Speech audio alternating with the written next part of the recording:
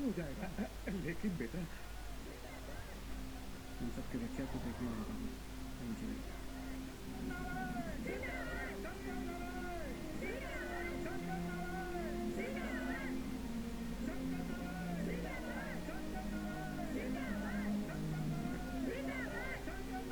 सुनील, ये शंकर भाई जैसे दिखने वाले हैं कौन?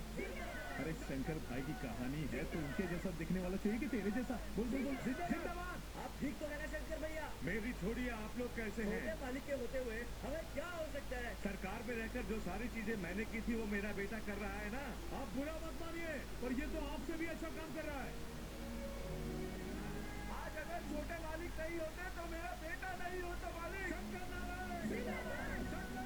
बेटा, आज गर्व से मेरा सीना चौड़ा हो गया। मुझे फख्र है तुम पर। एमएलए साहब, अजय, इतने सालों से भैया से बात नहीं कर पा रहे थे इसलिए दुख था, लेकिन अब कर रहे हैं तो सब झूठ। भैया को धोखा देने की बात ही मुझे बुरी लग रही है। झूठ बोलना मुझे भी पसंद नहीं है। डॉक्टर ने कहा था कि पापा की हालत बहुत नाजुक है।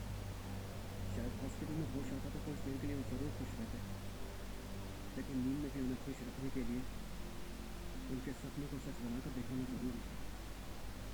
मैं अपने पापा के लिए आसमान से चांद भी ला सकता हूँ, लेकिन फिलहाल उसे आईने में दिखा रहा हूँ। प्लीज मुझे सच मत बताइए, प्लीज नहीं।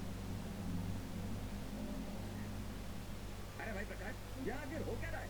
शूटिंग हो रही है? शूटिंग सर आपको डाउट हो रहा है क्या? आउट नहीं होगा तो क्या होगा? शूटिंग चल रही है तो वैनिटी किधर है? म्यूजिक का है? प्रोडक्शन बॉयज का है? प्रोडक्शन मैनेजमेंट का है? कॉफी का है? नाश्ता का है?